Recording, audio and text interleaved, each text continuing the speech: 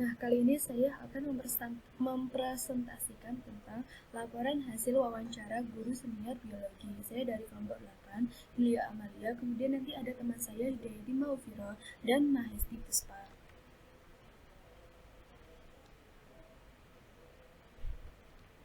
Nah, identitas dari Bapak yang kita wawancarai yaitu bernama Bapak Indro Bayu Wono, kemudian guru SMA Negeri 1 Tuban.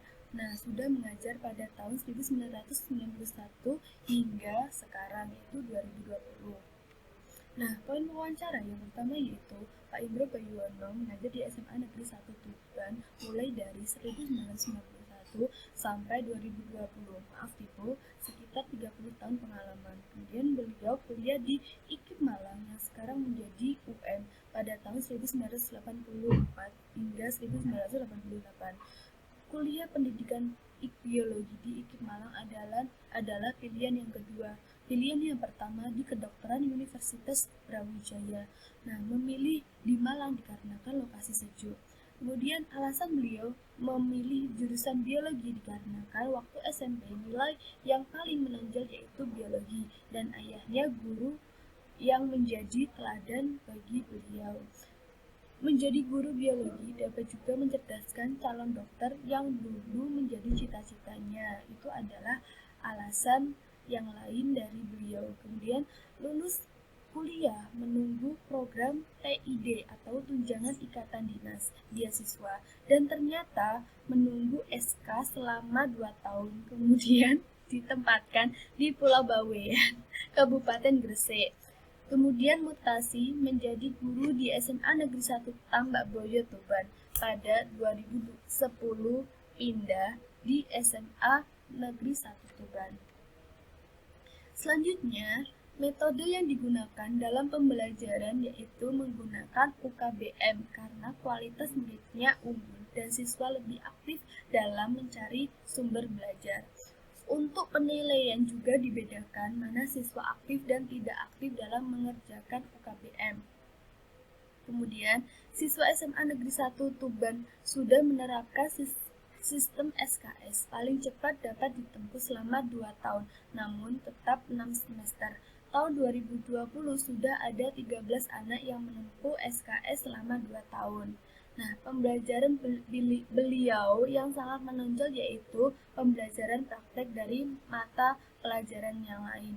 Praktek sendiri dilakukan di dalam laboratorium atau di luar sekolah, seperti pada praktek materi pertumbuhan hidroponik.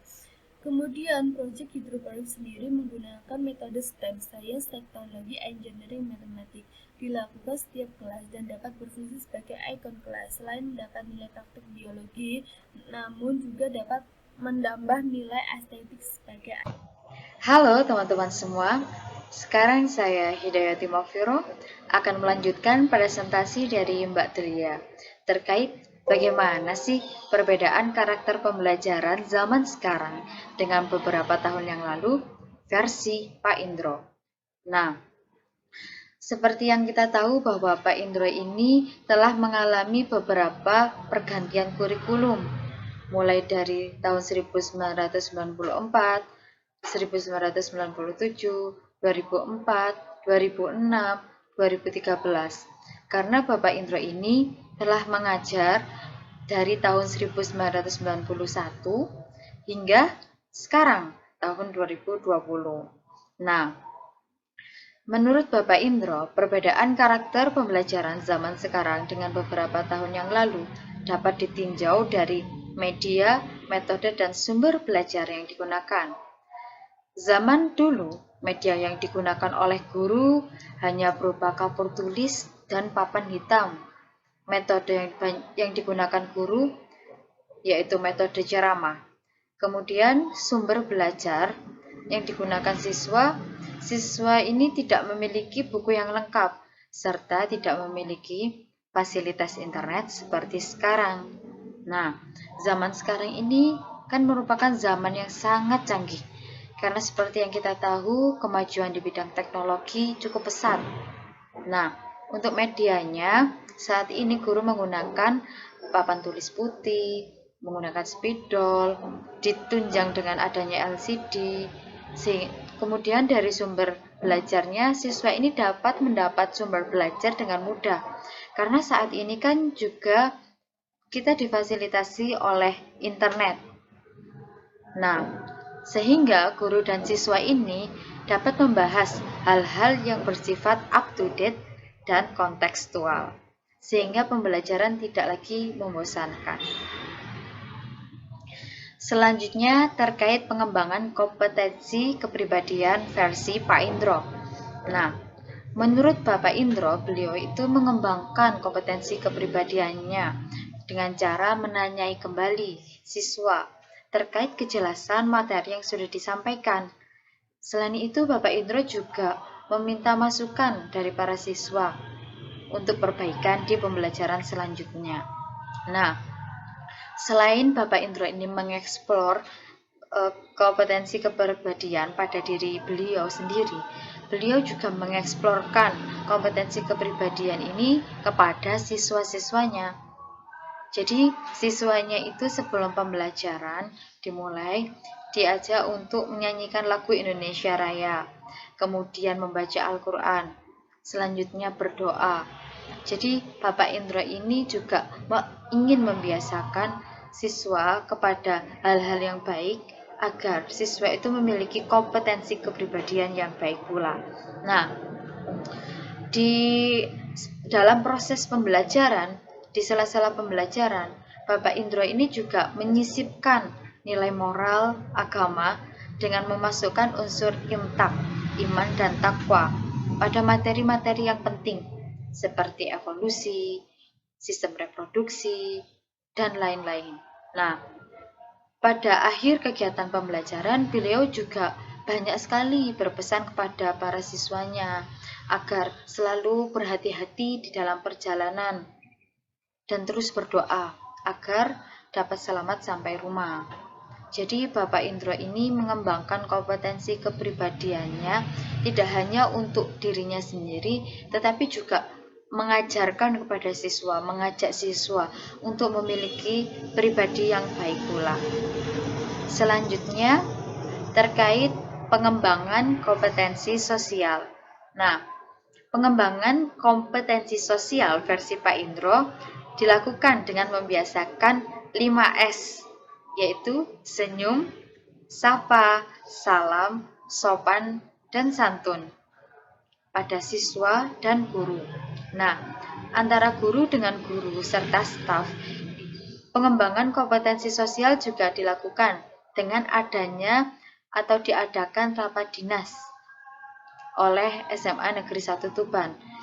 Tujuannya adanya rapat dinas ini untuk mengevaluasi hal-hal yang berhubungan dengan aktivitas siswa dan aktivitas guru. Seperti yang kita tahu dalam proses pembelajaran tidak memungkiri bahwa adanya aral melintang. Misal ada yang sakit atau ada yang berhalangan. Nah, kita sebagai guru itu harus respect kepada siswa maupun guru maupun staf yang lain untuk menanyakan bagaimana kabarnya atau halangan-halangan apa yang terjadi seperti itu. Terus apa yang bisa kita bantu seperti itu. Nah, selain itu setiap 1 atau 2 tahun juga ada family gathering keluarga guru dan TU, misalnya ke Jogja, Malang, atau ke Bali. Nah, biasanya agenda ini dilakukan jika ada bapak atau ibu guru yang pensiun. Nah, kan pengembangan kompetensi sosial ini tidak hanya antara guru dengan staf lainnya, tetapi juga guru dengan siswa. Nah, cara Bapak Indro untuk berinteraksi dengan siswa itu melalui piket yang dilaksanakan di pagi hari. Jadi beliau itu berjaga di depan gerbang, kemudian bisa memantau mana siswa yang datangnya on time sama terlambat. Ketika ada siswa yang terlambat, disitulah Bapak Indro mengingatkan pada siswa agar datang ke sekolah tepat waktu, seperti itu. Selanjutnya, pengembangan kompetensi pedagogik.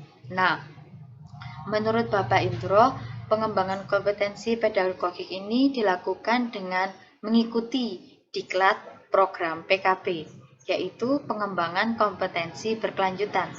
Yang di dalam PKB ini ada 2 materi yang diajarkan, yaitu pedagogik dan keprofesionalan, yang mana materi ini dijabarkan dalam 10 modul dan pada akhir diklat dilakukan satu ujian akhir atau disebut postes. Nah, berdasarkan hasil wawancara kemarin itu Bapak Indro juga menyinggung bahwa Bapak Indro ini selalu up to date atau selalu ingin mengeksplor diri juga terhadap strategi-strategi atau pendekatan-pendekatan yang cocok untuk mengajar di zaman sekarang. Kan kalau dahulu kan ceramah. Kemudian sekarang ini Bapak Indro sudah mulai menggunakan pendekatan inquiry, pendekatan STEM pada materi-materi tertentu. Jadi Bapak Indro ini juga mengeksplor dirinya untuk lebih memahami lagi karakteristik dari pembelajaran, karakteristik dari siswa, dan sebagainya. Terima kasih, selanjutnya akan dijelaskan oleh teman saya, Mahesti. Baik, perkenalkan nama saya Mahesti Puspa Panasukma. Di sini saya akan melanjutkan presentasi dari rekan saya, yaitu Hidayati Makfiroh, mengenai pengembangan kompetensi profesional. Nah, di sini Bapak Indro Banyuwono itu dalam melakukan kompetensi profesional itu ada 2 yang dilakukan, yaitu sertifikasi guru dan adanya program PKB atau pengembangan kompetensi berkelanjutan. Nah, mengenai sertifikasi guru, beliau itu menjelaskan bahwa ada tujuan dan manfaatnya, antara lain mampu membantu guru itu untuk menambah referensi, misalnya dengan pembelian buku-buku yang lebih banyak, pembelian laptop, pembelian berbagai alat dan bahan yang mendukung tugas guru, serta beliau itu juga melakukan pemasangan WiFi di rumahnya, sehingga juga mampu melancarkan dalam mengupdate informasi. Nah, sedangkan yang selanjutnya itu adanya program PKB, yaitu ada program PKB atau pengembangan kompetensi berkelanjutan. Nah, dalam hal ini program PKB itu berkaitan juga dengan pengembangan yang sebelumnya, yaitu pengembangan kompetensi pedagogik, di mana dalam melakukan program PKB ini beliau itu juga membuat 10 modul yang mencakup adanya kompetensi profesional dan kompetensi pedagogik, seperti itu. Itu mengenai MGMP. Jadi di sini itu Bapak Indro Banyuwono itu tergabung ke dalam kepengurusan MGMP Biologi di Tuban, yaitu menjadi ketua. Nah, di dalam kegiatan MGMP ini, beliau itu berkata bahwa adanya peningkatan kompetensi guru itu melalui diklat inquiry dan diklat STEM, yang juga bisa meningkatkan keprofesionalan. Nah, adapun pelatihan berskala nasional yang dilakukan oleh Kabupaten Tuban yaitu bekerja sama dengan P4 PK IPA Bandung sejak tahun 2017, yaitu awalnya melakukan pelatihan inquiry. Nah, dalam melakukan kegiatan MGMP ini, kepengurusan MGMP Biologi di Tuban itu melakukan pertemuan itu hanya 5 pertemuan pada 1 semester dan hanya pada hari Sabtu. Nah, dalam hal ini juga kegiatan MGMP itu hanya memiliki anggota itu sekitar 40 orang lebih se-Tuban. Itu. Nah, itu mengenai pembelajaran lesson study. Nah, Bapak Indro Banyuwono itu berkata bahwa pembelajaran lesson study ini melibatkan kerjasama dan kolaborasi antara guru, di mana dalam prakteknya itu masih susah dilakukan. Nah, tetapi kerjasama dan kolaborasinya itu masih bersatu antara guru-guru. Nah, beliau itu juga berkata bahwa pernah diundang juga oleh P4TK IPA Bandung untuk mengikuti diklat menjadi narasumber STEM. Nah, kata beliau ada perbedaan yang cukup signifikan mengenai siswa yang dibelajarkan STEM dan siswa yang tidak dibelajarkan STEM. Nah, beliau itu berkata bahwa siswa yang mendapatkan pembelajaran STEM itu lebih memiliki skill yang tergali, yaitu mampu merancang suatu produk. Nah, sedangkan untuk kekurangan dari pembelajaran STEM, beliau itu berkata bahwa untuk siswa itu merancang produk dan ingin diwujudkan, maka itu susah untuk dilakukan karena membutuhkan biaya yang lebih mahal seperti itu. Nah, yang selanjutnya itu mengenai harapan untuk masa depan mengenai kebijakan pemerintah dan kebijakan sekolah itu mengenai pembelajaran biologi.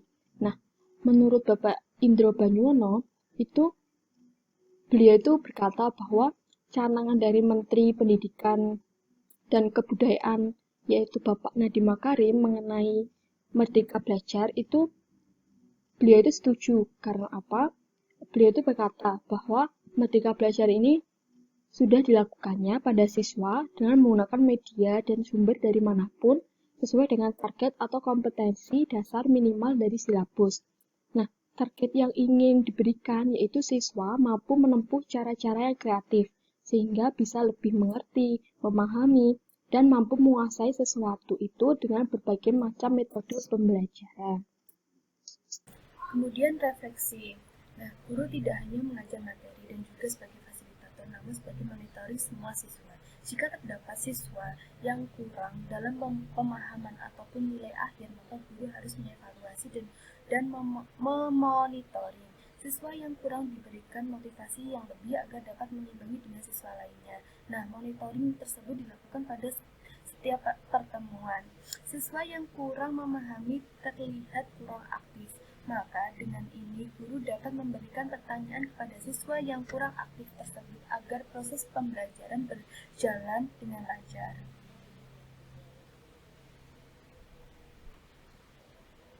Dalam menerapkan metode pembelajaran, guru terlebih dahulu menganalisis siswa. Siswa dapat menerima metode tersebut dengan efektif ataupun tidak. Dapat dilihat juga pada hasil evaluasi metode pembelajaran. Jika metode tersebut efektif, maka hasil evaluasi siswa sesuai target yang dicapai. Pada SMA tersebut, pada SMA Negeri 1 Tuban, menggunakan metode UKBM dikarenakan siswanya yang unggul dan lebih aktif dalam mencari sumber belajar. Penerapan UKBM juga diiringi oleh sistem SKS. Pembelajaran biologi sangat menonjol dalam metode praktikum ataupun keluar ruangan dan menjadikan siswa lebih refleksi. Metode STEM, Sains, Teknologi, Engineering, and Mathematics juga diterapkan dalam beberapa materi, contohnya materi hidroponik pertumbuhan. Nah, langkah ini dapat diimplementasikan oleh semua SMA karena dapat membuat anak lebih kreatif, kritis, dan dapat bersaing dengan dunia luar. Maka dari itu, guru harus selalu mendapatkan informasi terbaru dalam menggunakan perangkat untuk diterapkan dalam proses pembelajaran. Setelah melakukan kegiatan wawancara bersama Bapak Indro, tentunya banyak sekali hal yang dapat saya ambil ibrahnya. Menurut saya, refleksi dari saya, guru tidak hanya sekedar menyampaikan materi yang ada di dalam buku. Guru berperan menjadi pengajar, pendidik, pembimbing, motivator, fasilitator, penilai, evaluasi, dan role model bagi siswa. Nah, sisi Bapak Indro yang dapat menginspirasi dan sangat menginspirasi saya yaitu beliau mengatakan bahwa mata guru itu bagaikan CCTV yang selalu memonitor kegiatan siswa.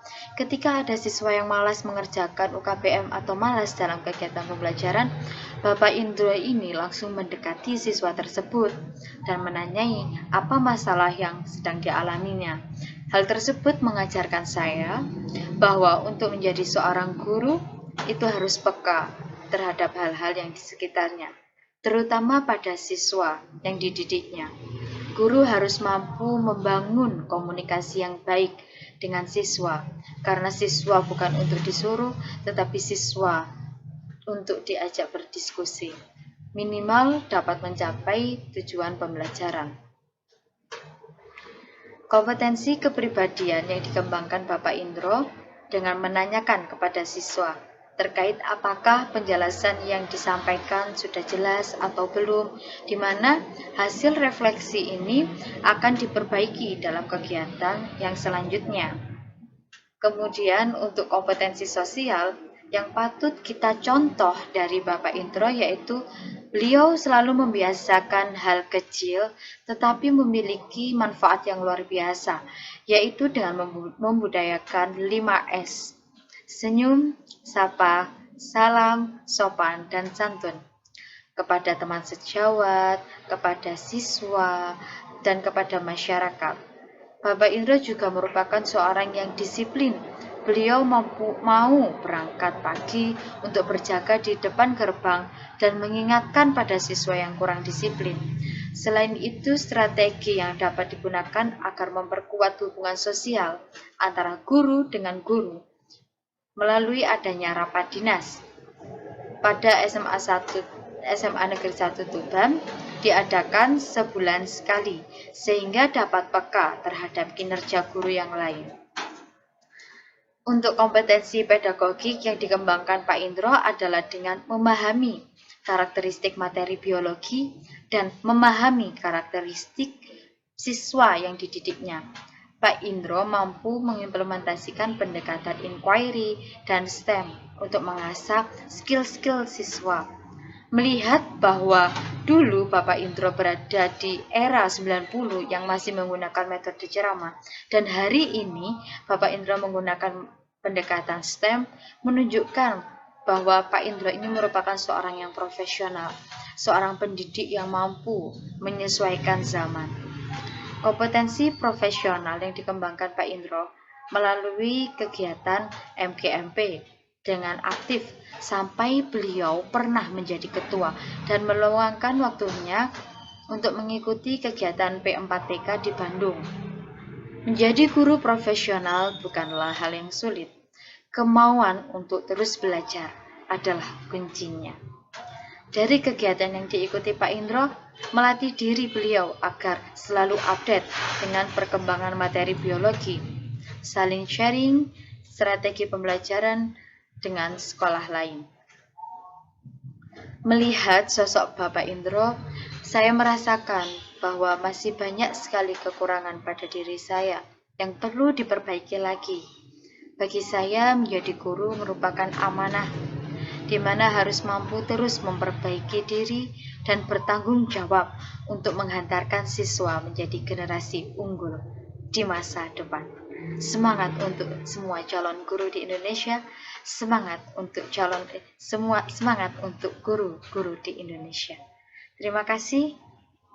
Nah, yang selanjutnya itu mengenai refleksi dari saya.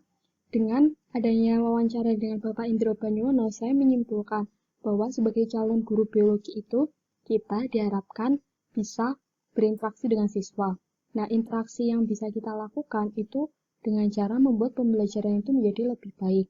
Nah, supaya terjadi pemahaman yang baik pula, guru itu juga harus bisa memberikan dorongan kepada siswanya untuk bisa membangun dan membuat gagasan yang ingin mereka ungkapkan. Sebab tanggung jawab belajar itu dimiliki oleh siswa, sedangkan guru itu hanya menjadi penanggung jawab, fasilitator, dan motivator untuk siswa dalam melakukan kegiatan pembelajaran.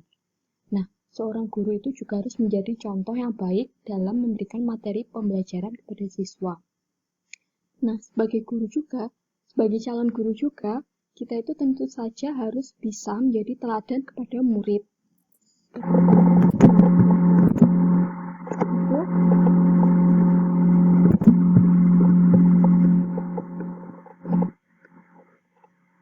Nah, selanjutnya, adapun pembentukan karakter terhadap guru itu juga perlu untuk dilaksanakan. Nah, karakter guru yang baik dan menginspirasi sebagai guru biologi itu, menurut pembelajaran bisa saya petik dalam wawancara dengan Bapak Indro Banyuwono, yaitu dapat memberikan dorongan yang membuat siswa itu untuk aktif dalam belajar. Nah, seorang calon guru itu juga bisa meraih keberhasilan dalam memberikan pengajaran kepada siswa dengan cara bisa menguasai atau harus menguasai bidang studi yang diajarkan.